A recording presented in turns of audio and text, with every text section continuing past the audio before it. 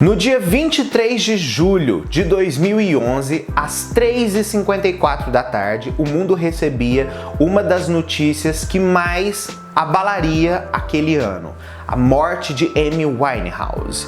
Muita gente já previa que isso podia acontecer, visando as condições que a Amy estava tendo nos últimos tempos antes desse fato. Porém, isso surpreendeu outras pessoas que até hoje não conseguem superar a morte de Amy. Amy era uma grande cantora, uma grande compositora, multi-instrumentista, além, de ter uma voz que basicamente dispensava qualquer tipo de apresentações. Nesse vídeo, a gente vai relembrar um pouco da história de Amy. A gente vai conhecer a Amy tanto em vida quanto a Amy pós a sua morte. Antes da gente começar, é o seguinte: se você não é inscrito aqui no canal, por favor, se inscreve, vem fazer parte da nossa comunidade. Aqui eu falo de música pop e de outros assuntos relacionados e vai ser incrível ter você aqui com a gente. Sempre que você assistir algum conteúdo aqui do canal, tira um print, grava um vídeo, posta no Instagram seu, lá nos seus stories, me marca que eu vou repostar você.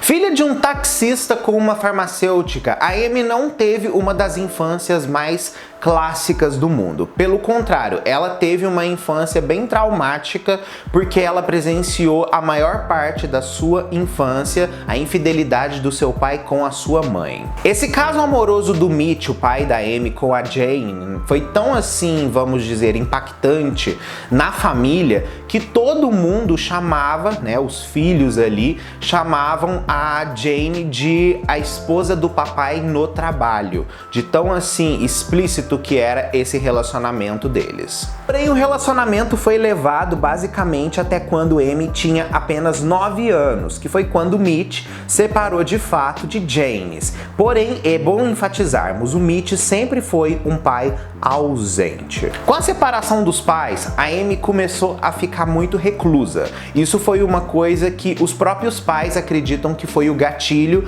que no futuro fez com que ela tivesse tantas atitudes rebeldes.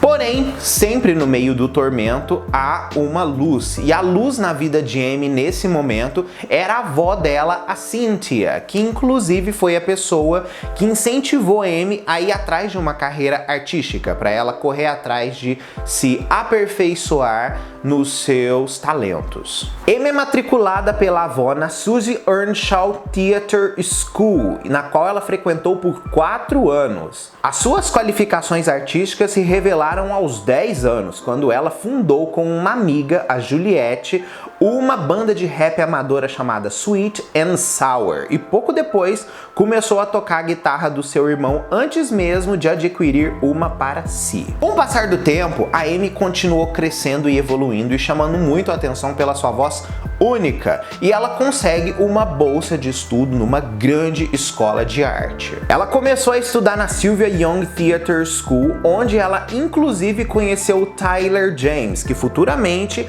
ia ajudar a Amy a conseguir o seu primeiro contrato com uma gravadora. E nessa época a Amy teve aulas de atuação, dança, canto, nas quais inclusive ela obteve muitos resultados positivos. Porém, nas aulas acadêmicas ela não tinha, vamos dizer assim, tanto interesse e até demonstrava mau comportamento, e por causa disso ela acabou sendo expulsa da escola um ano depois por indisciplina. Depois que ela foi expulsa, ela é matriculada em uma outra escola de arte. Dessa vez, Amy foi para a British Performing Arts Technology School aos 14 anos, mesma idade com que começou também a consumir substâncias psicoativas. Apenas 15 anos, a Amy já estava cantando em clubes noturnos em Londres, ela já estava escrevendo as suas primeiras músicas, ela já estava tendo assim um público, vamos dizer, que se interessava em ouvir ela cantar nesses determinados clubes, ao mesmo tempo que ela estava super envolvida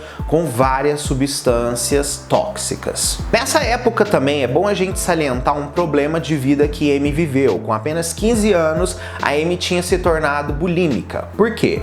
Ela com suas amigas tinham alguns transtornos alimentares, então elas tinham esse hábito de juntar, comer e depois todas irem lá induzir o vômito para tirar a comida dos seus corpos. Isso daí gerou vários danos no próprio corpo de Amy ao decorrer do tempo. Porém, os pais de Amy, sabendo que isso acontecia, eles não tomaram atitude nenhuma. Para vocês terem uma ideia do descaso que aconteceu nesse aspecto com Amy, eles achavam que isso daí era uma fase passageira que toda menina adolescente vivia para tentar chegar com o seu corpo no encaixe da sociedade. Então, olha para vocês verem que descaso como que foi feito com Amy nesse período.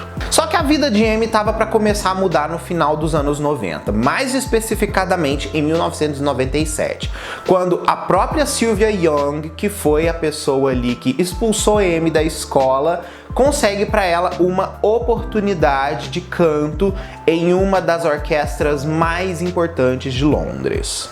Enquanto ainda se apresentava com a National Youth Jazz Orchestra, Amy foi incentivada a realizar um demo, ou seja, aquela gravação musical ali que você faz de demonstrativo para enviar para algumas empresas. E isso daí foi uma coisa que o amigo dela, o Tyler James, teve ali a ideia de fazer com Amy.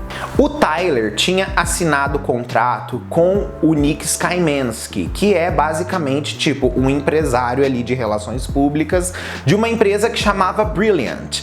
E ele meio que apresentou a Amy para esse empresário também, para ver se ele conseguia encaixar a Amy em alguma coisa ali, através daquele demo dela. Esse demo foi gravado com o auxílio da professora Sylvia Young, né, lá da escola de teatro que ela tinha sido expulsa, e também o Tyler, que também chegou e entregou para o Nick isso daí. O Nick ficou tão interessado no trabalho da Amy que ele começou a acompanhar ela nas performances que ela fazia com a orquestra de jazz. E ele percebeu que ela tinha muito potencial. Sendo assim, ele vai até o outro Nick, que no caso seria o seu chefe, e apresenta a Amy para ele. Sendo assim, Amy Winehouse assina um contrato de representação artística com a Brilliant. Pouco tempo depois da Amy assinar esse contrato com a empresa Brilliant, ela meio que assim se dissolveu. E com esse dissolvimento da empresa, a empresa foi comprada pela 19 Entertainment, que era do Simon Fuller. Sim, gente, o empresário das Spice Girls, o cara que lançou as Spice Girls. Assim, Amy firma um novo contrato de representação artística com Simon Fuller, que remunerava ela com 250 libras semanais. Essas 250 libras semanais eram para ser gastas ali com alimentação, moradia e afins, porque ele queria que a Amy compôsse o máximo e treinasse o máximo, porque ela ia ser lançada como uma recording artist. E nesse momento, a Amy tinha feito um contrato 360. Por quê? Porque a ideia era pegar esse dinheiro que a Amy estava sendo paga e depois ela devolver isso com parcelas de lucros para a empresa dele. O que, assim, era uma coisa arriscada, porque se ela não desse certo, o que iria acontecer nisso daí? Só que a Amy não parou, viu, gente? Ela continuou cantando na noite de Londres e até a Annie Lennox, que era ali do Eurythmics, ela elogiou a Amy em um desses shows que ela teve a oportunidade de assistir antes da fama dela. Mais tarde, Darcus Beese, responsável pelo departamento de artistas e repertório da Universal Music no Reino Unido, ouviu uma das gravações demo da Amy enquanto ele estava com um dos representantes do Lanson Brothers, uma dupla de produtores musicais, que estava mostrando para ele algumas faixas e acabou mostrando acidentalmente a faixa da Amy. E uma curiosidade que é bom a gente falar disso daí é que ele ficou tão interessado na Amy que o próprio produtor musical não queria falar quem ela era, porque meio que ele tava escondendo ela, porque ela tava com previsão de ser lançada por um outro selo, vamos dizer assim.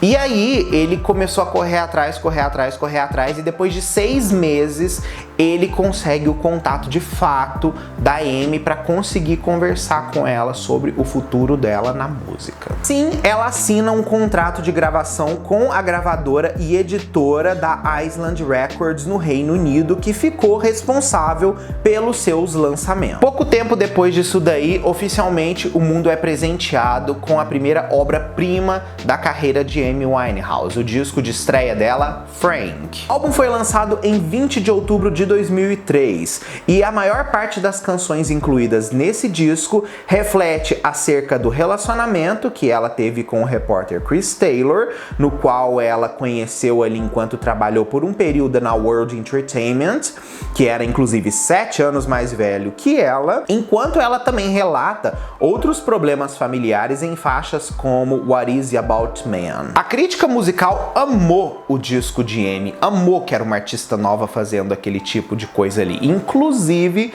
ela foi muito comparada a Macy Gray, assim como com a Erykah Badu. E o disco Frank, ele teve um impacto bem modesto, assim, vamos dizer, nas paradas musicais. Ele não foi um álbum que fez com que Amy virasse uma estrela, sabe? E ele, tipo assim, também de certa forma era acreditado como um disco elitista, porque ele parecia ter sido feito para um público determinado, né? Não era aquela coisa que seria mais maçudo, né? Isso daí foi uma das poucas críticas que o disco recebeu. Porém, depois da morte da Amy, esse álbum conseguiu vender muito e ele já passou de mais de 5 milhões de cópias vendidas mundialmente. Só que o que aconteceu? No período da promoção desse álbum, a Amy meio que estava insatisfeita com o repertório de Frank, porque segundo ela, a gravadora obrigou ela a fazer algumas alterações em algumas canções que ela gostava do jeito que estava, e aí acabou que não ficou do gosto dela, além de outras coisas também no arranjo final do projeto, que também não agradou a Amy em nada, e isso daí fez com que ela ficasse um pouquinho assim com o ranço do projeto, porque ela sentia que não era tão autêntico ao que ela queria falar. Outra coisa que aconteceu também nesse período foi que a Amy estava meio que sendo tratada como mais um boneco do Simon Fuller, igual as Spice Girls foi no passado, sabe? E isso foi uma coisa que começou a incomodar ela. E depois que ela terminou o ciclo do álbum Frank, ela resolveu tirar basicamente um hiato midiático. Ela basicamente sumiu da atenção do público.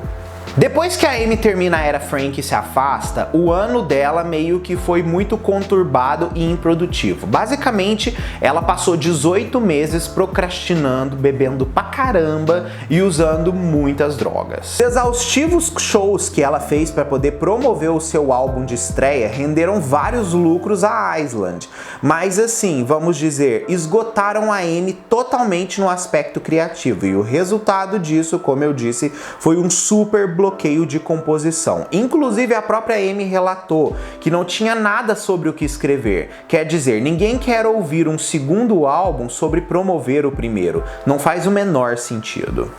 A Amy voltou a frequentar os pubs para ver se ela conseguia novas inspirações e tal, e ela acabou conhecendo uma nova pessoa. No caso, a pessoa que ela conheceu foi Blake Fielder Civil, com quem iniciou uma relação amorosa que logo chegaria ao fim. O Blake era comprometido e preferiu a sua namorada a Amy, e esse rompimento foi assim uma das coisas que acabou com ela. E detalhe, conduziu ela para vários momentos sombrios que se agravaram muito mais com o falecimento da Cynthia, a avó dela, com quem ela era muito apegada. E isso só piorou mais os vícios de Amy, porque é aí que ela começou a fumar mesmo, a beber mesmo, a usar droga pesada, e a Amy foi assim, de vez ladeira abaixo aí. Tava tão fora de controle toda essa situação que os empresários dela, os Knicks, né, eles tentaram internar ela numa clínica de reabilitação. Tanto que, tipo assim, a princípio ela tinha concordado em ir pra rehab. Só que aí ela meio que voltou atrás depois e não quis ir mais pra rehab. Então, assim, ela tava fora de controle, sendo perigosa pra si mesma, não foi pra reabilitação. Então, assim, o que poderia acontecer no futuro de Amy? E no meio desse turbilhão todo, a Amy também rompe o contrato dela com a 19 Entertainment do Simon Fuller e também dispensa ali os seus empresários, mudando completamente os seus ares na carreira, e aí de fato ela começa a escrever o seu segundo álbum de estúdio, que viria a ser o disco que ia transformar ela na estrela Amy Winehouse, o Back to Black. O rompimento com o Blake, os dias que ela passou entregue aos vícios, foram as totais inspirações para o Back to Black. O disco foi feito em 5 meses e expôs o lado mais reflexivo dela, resultando num disco mais acessível ao público e menos elitista que o seu anterior, Frank. O retorno musical da Amy foi marcado no dia 12 de setembro de 2006, onde ela foi num festival cantar pela primeira vez a primeira música de trabalho deste novo álbum, que foi a faixa Rehab, inspirada inclusive por essa tentativa de internação dos seus empresários Nick para tentar segurar a Amy ali de toda aquela situação fora de controle que ela tava. A música foi um sucesso gigantesco e gerou para ela inclusive 3 Grammys, dos quais aí a gente pode citar Canção do Ano e Gravação do Ano. Inclusive, a reação da Amy é clássica quando ela recebe os prêmios. Só que uma coisa a gente precisa deixar claro: quanto mais a Amy crescia, mais famosa ela ficava, mais perseguida por paparazzis ela era, mais ela ficava na sua ruína. A Amy estava numa fase que ela estava extremamente magra, onde ela basicamente estava vivendo de gomas para ter açúcar,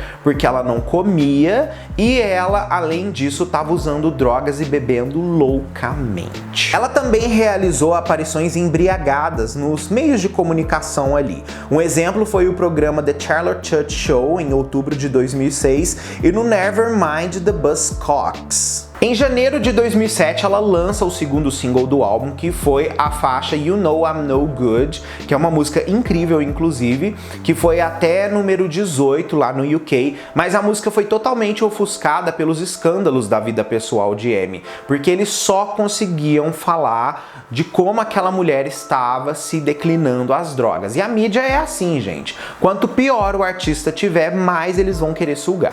Em um dos momentos nesse período aí de 2007 em que ficou marcado pela ruína da Amy, né, foi um episódio em que ela abandona o palco e não consegue concluir nenhuma canção. Os empresários dela disseram que ela teve uma intoxicação alimentar e que ela vomitou horrores. Só que na verdade o público falou que ela estava visivelmente muito bêbada. Apesar de toda a consagração da sua carreira e conquistas ao longo de 2007 e 2008, como uma das artistas mais aclamadas de todos os tempos, os meses seguintes ali foram simplesmente infernais para Amy. Amy estava sendo perseguida pelos paparazzi 24 horas por dia, e era uma coisa tão fora de controle que ela chegou a ter que entrar com uma ordem de restrição judicial para fazer com que esse povo parasse de ficar atrás dela, e assim ela consegue. Em 2008, a era Back to Black chegava ao fim, com a gravadora lançando o último single do disco, Just Friends, e depois que ela lançou esse single, basicamente não teve impacto, tá? Foi assim, um flop terrível. Mas o Back to Black tinha vendido muito. No ano de lançamento dele, o disco tinha vendido mais de 3 milhões de cópias. Só que assim, era só isso também, porque depois mais escândalos continuaram acontecendo e mais ainda Amy se afogou em drogas. A prisão de Blake, que era o ex-marido da Amy, a mega pressão da gravadora de agendar shows no meio de todo aquele colapso que ela estava tendo, fez com que ela entrasse numa das piores drogas de sua vida, o crack. E devido ao abuso, inclusive, dessa substância, assim como nicotina, a cantora foi diagnosticada com estágio inicial de enfisema pulmonar, que foi alertada pelos especialistas, inclusive, que se ela continuasse desse jeito, ela não iria durar muito. Em 2009, a Amy volta para os holofotes depois de algum tempo ali meio que ela conseguiu sumir de cena, principalmente por causa do fim do casamento dela com o Blake, que foi acusado de adultério. Em 2011, ela resolve fazer a volta dela de fato para os palcos, mas antes ela se internou numa clínica de reabilitação lá em Londres para poder ver se ela conseguia passar por cima do alcoolismo, que era meio que tipo assim, o seu pior inimigo. E até que a Amy estava conseguindo progredir no negócio, só que aí ela resolveu abandonar o tratamento para começar uma turnê por pressão da gravadora, já que assim, a Amy, gente, ela vivia um problema, porque a gravadora estava cobrando um novo álbum, a gravadora estava cobrando uma volta dela aos palcos, né? Eles tinham contratos ali para poder cumprir e meio que tipo assim, eles estavam pressionando muito ela. Então ela abandona a rehab e volta pro palco. Só que aí foi só ladeira abaixo.